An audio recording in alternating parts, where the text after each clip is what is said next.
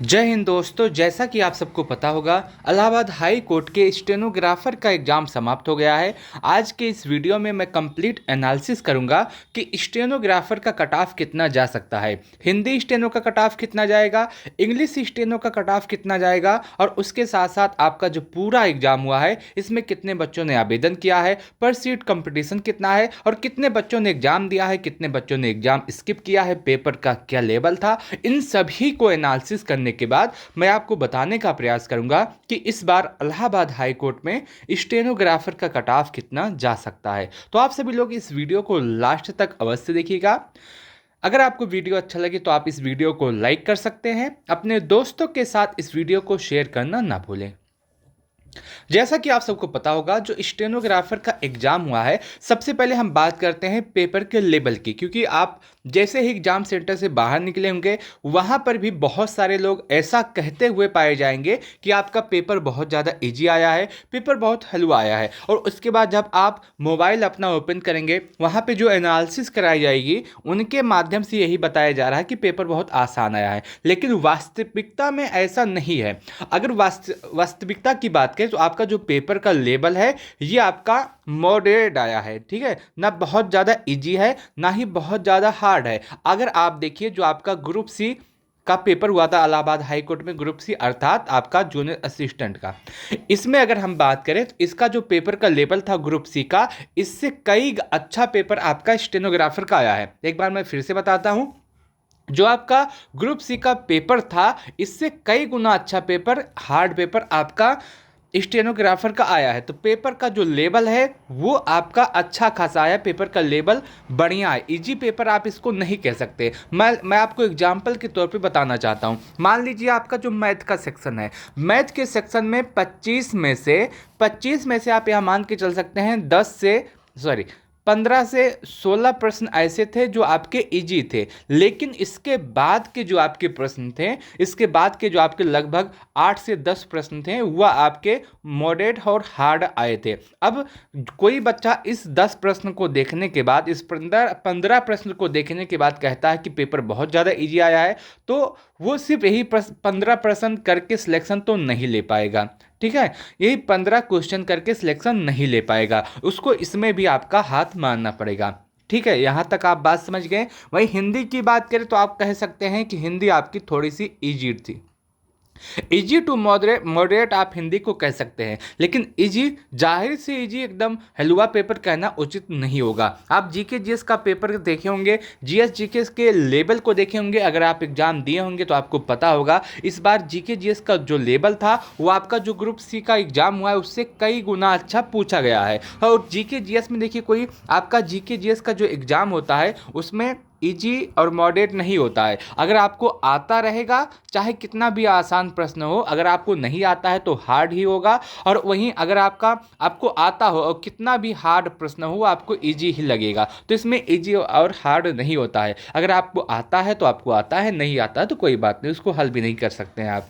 English का paper भी आपका मॉडरेट ही आया था। अगर हम ओवरऑल आपके पूरे पेपर को देखें तो आपका जो पूरा पेपर है ये मॉडरेट आया है। अब किसी को कहने पे आप ना जाइएगा कि पेपर बहुत ज़्यादा इजी आया है, पेपर बहुत ज़्यादा हलवा आया है। और एक बात मैं आपको और बता दूं, जितने भी लोग आपको इस समय कहते हुए मिलेंगे कि पेपर बहुत ज़्यादा हलवा आया है, मैंने पूरा अटेम्प्ट, मैंने आपका 90 स्कोर बन रहा है या फिर मेरा 95 स्कोर बन रहा है, मेरा 80-85 स्कोर बन रहा है, आप सभी लोग इनको देखिएगा, इनको चिन्हित कीजिएगा, और जब आंसर किया आएगा तब इनका स्कोर देखिएगा। यही बच्चे होते हैं जिनका स्कोर लास्ट में जा करके 70, 65 और 60 के आसपास आ जाता है। क्योंकि जब पेपर होता है तो उस समय सबको लगता है कि मैंने जो ऑप्शन लगाया है वही सही है, वही सही उत्तर इसका होगा, ठीक है। लेकिन जब उसको मिलान किया जाता है तो आपका परिणाम जो होता है वो दूसरा कुछ होता है। मैंने आपको बता दिया सबसे इंपॉर्टेंट कि पेपर का लेवल क्या था। पेपर का जो लेवल है वो आपका मॉडरेट आया था, बहुत ज़्यादा इजी नहीं था, ना ही बहुत ज़्यादा हार्ड था, ठीक है। यहाँ तक बातें क्लियर होगी। अब बात करते हैं आपके पूरे एग्जाम के विषय में। देखिए, स्टेनोग्राफर की बात करें तो स्टेनोग्राफर में टोटल 583 पदों पे आपकी वैकेंसी आई थी, जिसमें से 517 पद थे आपके हिंदी स्टेनो के और 66 पद आपके इंग्लिश स्टेनो के शामिल किए गए थे। और इस 583 बच्चों के लिए पोस्ट के लिए टोटल 40,000 बच्चों ने आवेदन किया था। कितने बच्चों ने आवेदन किया था? टोटल 40,000 बच्चों ने। और इस हिसाब से जो आपका पर सीट कंपटीशन है वो कितना होता है 68 का, यानी कि एक सीट पर 68 बच्चे फाइट कर रहे हैं। अब सवाल ये आता है कि आपका जो एग्जाम हुआ था उसमें कितने परसेंट बच्चों ने एग्जाम दिया है और कितने परसेंट बच्चों ने एग्जाम स्किप किया है। अगर इसको हमको पता चल जाता है तो सारी बातें क्लियर हो जाती है। अगर हम बात करें कितने बच्चों ने एग्जाम दिया है, कितने बच्चों ने एग्जाम स्किप किया है, तो आप देखे होंगे कि आपका यदि 24 बच्चों का एक रूम है तो उस रूम में किसी किसी रूम में आपके 18 बच्चे थे, किसी किसी रूम में आपके एग्जाम में 16 बच्चे थे, किसी किसी रूम में 17 बच्चे थे और किसी किसी रूम में आपके 15 बच्चे थे। ये आपका पूरा आंकड़ा है। देखिए मैं आपको बता दूं, लगभग लगभग 65 से 68% बच्चों ने एग्जाम दिया है। कितना? 65 से लेकर के 68% बच्चों ने एग्जाम दिया है, बाकी सभी बच्चों ने अपना एग्जाम स्किप किया है। ये ऑफिशियल आंकड़ा नहीं है, आपका जैसे ही डाटा मिलेगा तो ये बदल भी सकता है। अनुमान यही है कि लगभग 65 से 68% बच्चों ने एग्जाम अपना दिया है, बाकी सभी बच्चों ने एग्जाम स्किप किया है। वहीं यदि कोई 48 बच्चों का रूम रहा होगा तो उसमें किसी में 30 बच्चे थे, किसी में 35 बच्चे थे, किसी में 28 बच्चे थे। इसी तरह का पूरा आंकड़ा था आपके पूरे एग्जाम में। ठीक है, अब आगे बात करते हैं।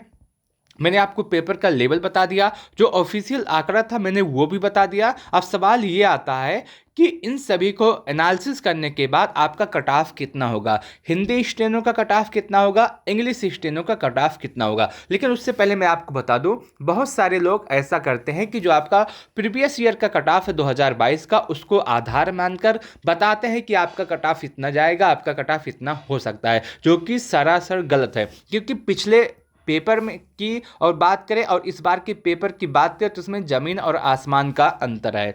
और जब अंतर है तो आपकी कट ऑफ पर भी अंतर होगा। पिछली बार जो बच्चे पढ़ रहे थे उससे कई गुना बच्चे इस बार मेहनत करते हैं, तो जाहिर सी बात है कि आपका कट ऑफ थोड़ा सा बढ़ेगा ही बढ़ेगा। अगर सीधे कट ऑफ की बात करें कि आपका हिंदी स्टेनो का कट ऑफ कितना हो सकता है और इंग्लिश स्टेनो का कट ऑफ कितना हो सकता है, उसके विषय में मैंने आपको कैटेगरी वाइज सब कुछ यहाँ पे लिख दिया है, आप इसको देख सकते हैं। जिसमें मैं सबसे पहले बात करूंगा हिंदी स्टेनो के कट ऑफ के विषय में। देखिए, यदि आप पेपर देकर के आ गए हैं और YouTube के माध्यम से अपने आंसर की का मिलान कर दिया है और उस मिलान करने के बाद यदि आप युवार हैं और आपका स्कोर इस समय 70 के आसपास है, तो आप अपने स्किल टेस्ट की तैयारी और मजबूत करनी शुरू कर दीजिए। क्योंकि स्टेनो जो है एक दिन में नहीं आता, ना ही एक महीने में आता है, ना ही 4 महीने में आता है। इसके लिए आपको लगातार मेहनत करनी होगी। और जो बच्चा इसमें आवेदन किया है, अगर वो पहले से स्टेनो नहीं सीखा होगा तो उसका सिलेक्शन इसमें होने से रहा।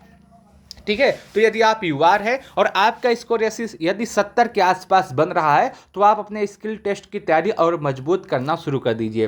प्रैक्टिस आप लगातार करते रहिए। यदि आप ओबीसी हैं और आपका स्कोर 65 से लेकर के 68 के आसपास है तो आप 100% सेफ है।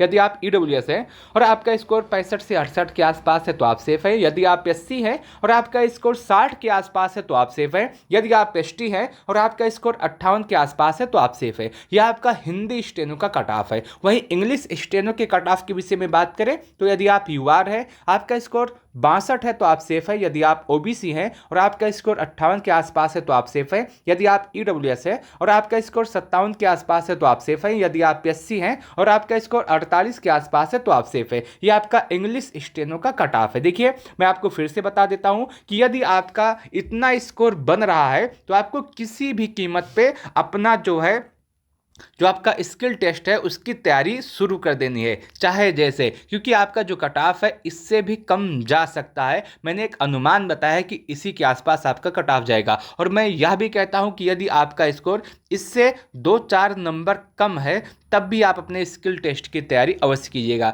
क्योंकि इसके बाद आने वाला आपका यूपी ट्रिपल एससी का जूनियर असिस्टेंट का एग्जाम है और यूपी ट्रिपल एससी का स्टेनो का एग्जाम है। और उसके बाद आपका जो एक नई वैकेंसी आई है 600 एक नई वैकेंसी आई है यूपी ट्रिपल एससी की तरफ से स्टेनो की, वो भी आपका एग्जाम होगा। तो लगातार आपका एग्जाम है, 3 एग्जाम लगातार लगे हुए हैं। अगर आप स्किल टेस्ट सीख लेंगे तो कोई नुकसान नहीं होगा। ठीक है, यहाँ तक आप बातें समझ गए और आपका कट ऑफ इसी के आसपास जा सकता है मेरे अकॉर्डिंग। बाकी आप कमेंट सेक्शन के माध्यम से बताइएगा कि आपका स्कोर कितना है और आप कितना सही करके आए हैं, ये आप कमेंट सेक्शन के माध्यम से ज़रूर बताइएगा। मैं आपको बताने का प्रयास करूंगा उतने स्कोर में आपको स्किल टेस्ट सीखना चाहिए या नहीं सीखना चाहिए। अगर आपको हमारी बातें अच्छी लगी हो तो आप इस वीडियो को लाइक कर सकते हैं। अपने दोस्तों के साथ इस वीडियो को शेयर अवश्य कीजिएगा। इस वीडियो को लास्ट तक देखने के लिए आप सबका बहुत बहुत धन्यवाद।